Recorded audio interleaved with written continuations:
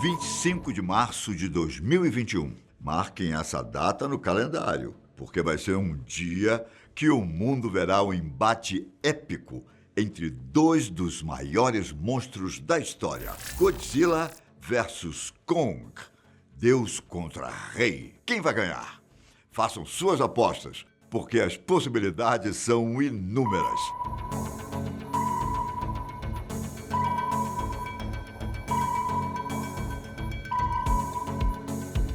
E aproveitando que ainda temos tempo até a estreia, hoje eu vou te contar a história do chamado Monstroverso. Aqui é o Ivan Lima. Sejam bem-vindos. O que nós vimos até agora nos cinemas foram histórias se passando em 3 anos específicos. 1973, com Kong, A Ilha da Caveira, 2014 com Godzilla e 2019 com Godzilla, Rei dos Monstros. Só que basta assistir um desses filmes para perceber que a história por trás do Monstroverso é muito mais antiga.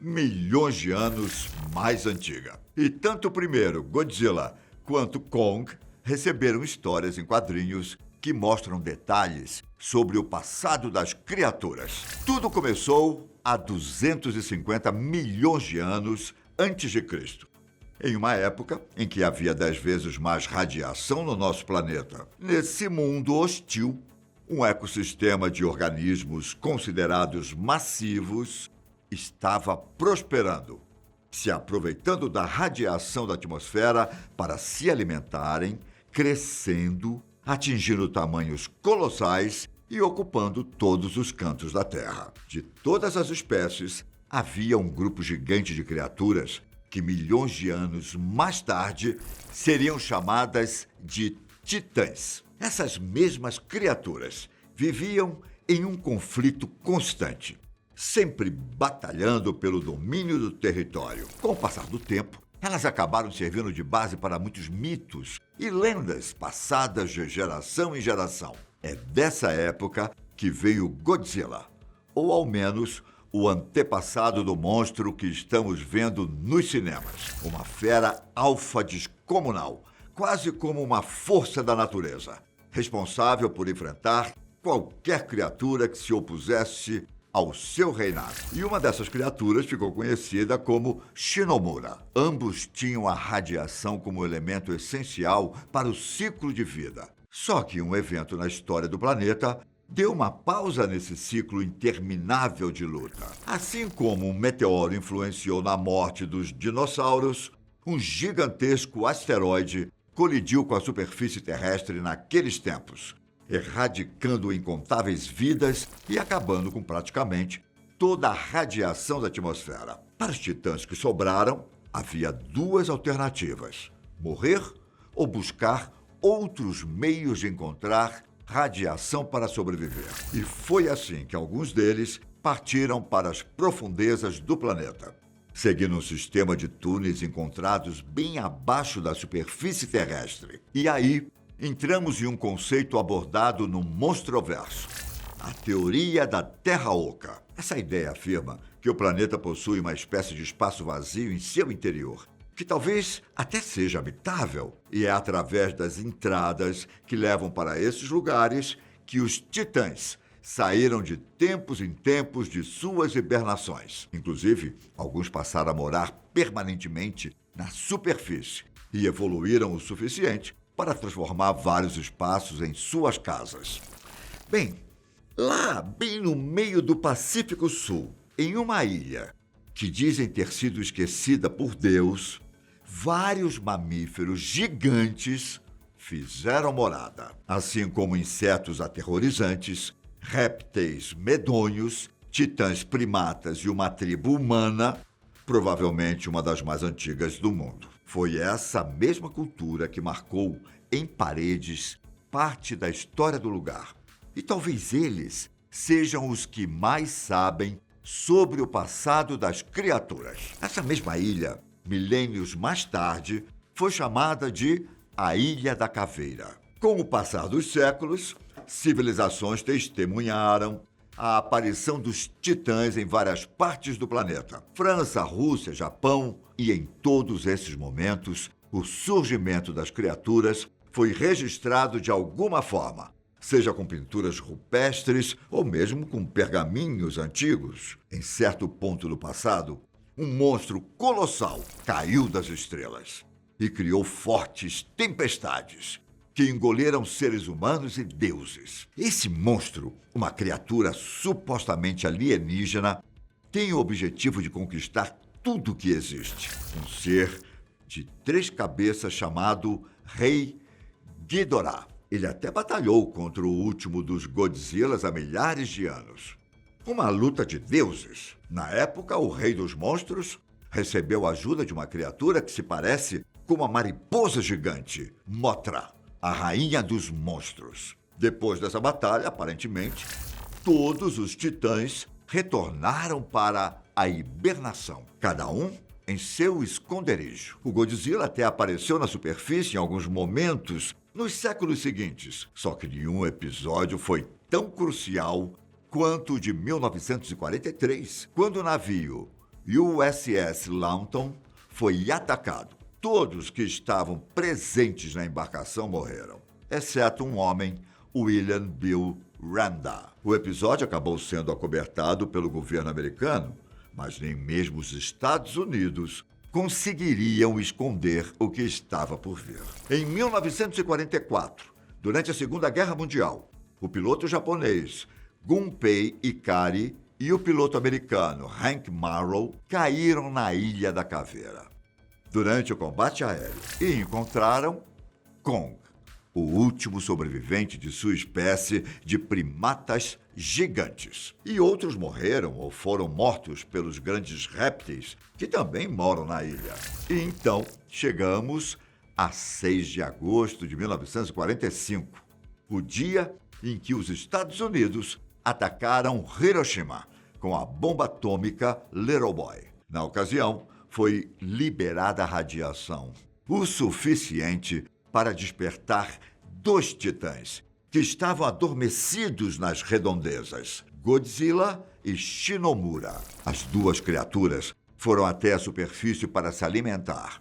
E foi nesse momento que Shinomura foi vista por um homem chamado Eiji Serizawa. Um ano após o fim da Segunda Guerra, a Monarca foi criada, uma organização secreta multinacional presente em todos os filmes do Monstroverso, responsável pela busca de informações sobre os titãs. Shinomura e Godzilla se encontraram diversas vezes, na Rússia, nas Filipinas, Austrália, Nova Zelândia e no Oceano Pacífico. Sempre que Shinomura aparecia para atacar, o Godzilla surgia para equilibrar a balança.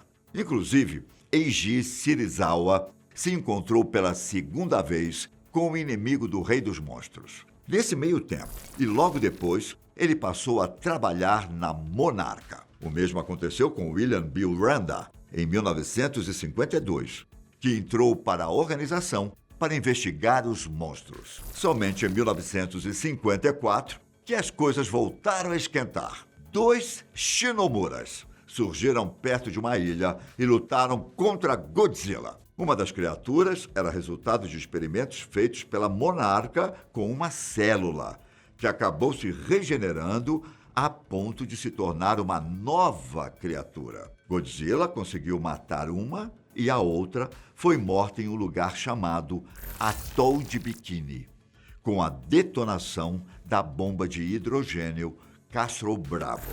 A ideia do governo americano era matar todas as criaturas, incluindo Godzilla. Mas a presença do Rei dos Monstros foi registrada em 1959 por sonar e imagens via satélite. Para o público, as autoridades sempre informaram que tanto a última quanto as futuras explosões não passavam de testes atômicos.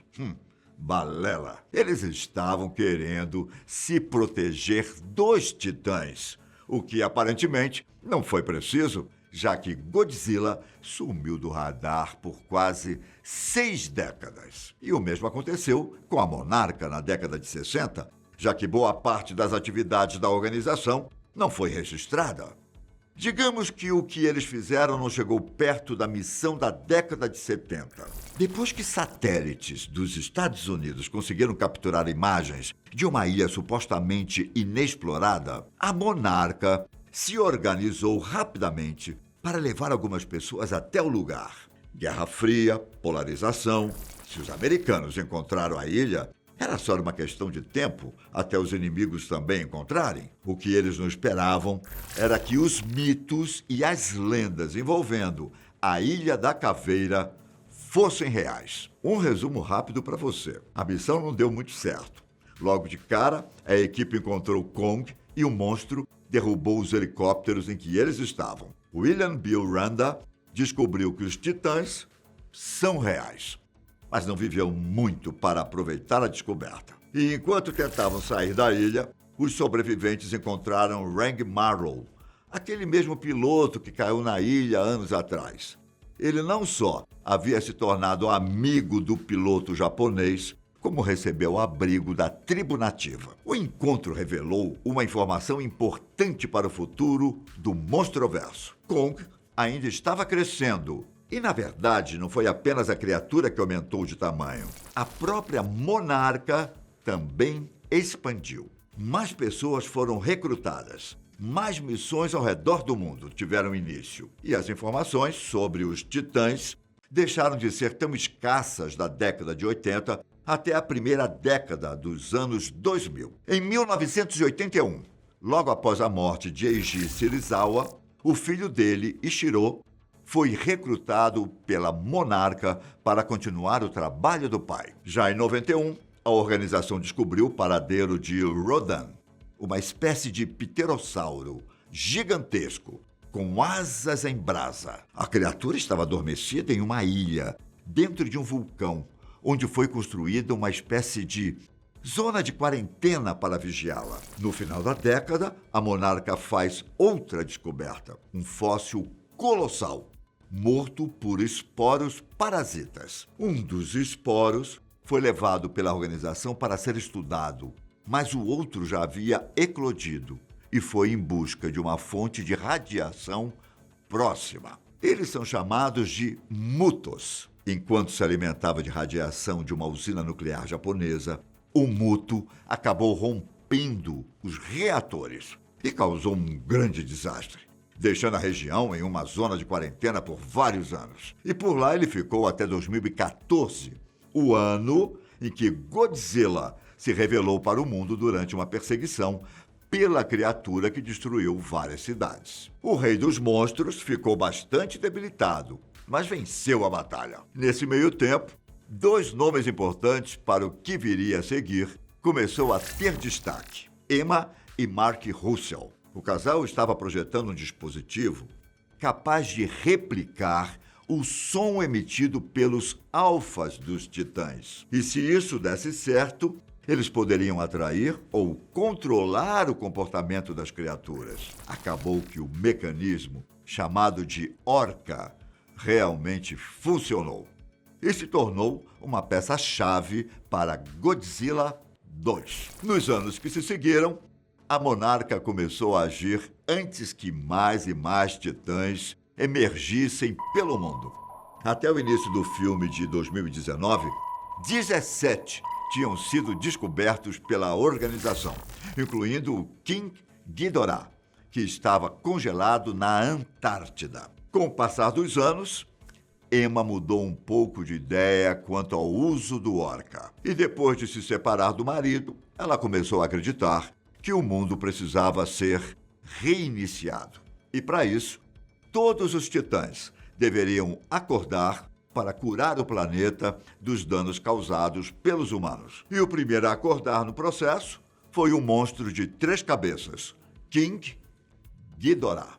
Olha, não é exagero dizer que a partir desse ponto o mundo quase foi por água abaixo. Rodan, o pterossauro demoníaco, também foi acordado ao lado de Mothra, a mariposa gigante. Em um primeiro momento, Godzilla quase não conseguiu fazer muita coisa, ainda mais porque a humanidade jogou uma bomba destruidora de oxigênio entre ele e Ghidorah durante uma luta. A explosão quase o matou.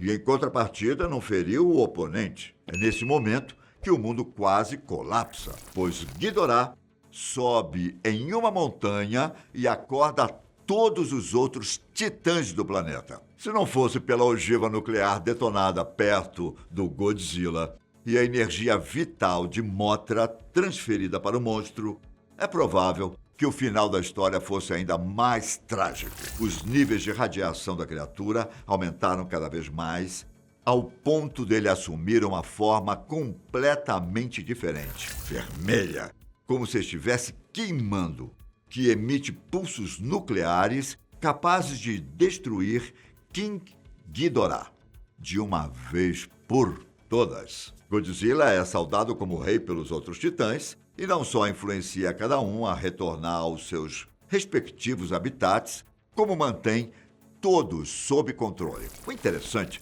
é que, nesse meio tempo, o planeta acaba passando por uma renovação da natureza, justamente por causa da passagem das criaturas. Quanto às últimas notícias, abalos sísmicos foram registrados na Ilha da Caveira. E até que faz sentido.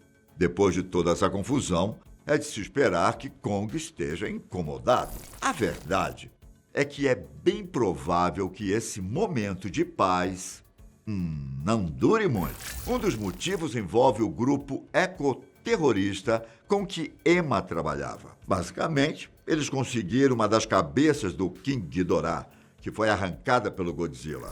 Por ora, isso não significa muita coisa, mas se levarmos em consideração que Ghidorah tem uma incrível habilidade de regeneração, é possível que em breve teremos o Mecha King Ghidorah. Agora me diz, qual a sua expectativa para Godzilla vs Kong?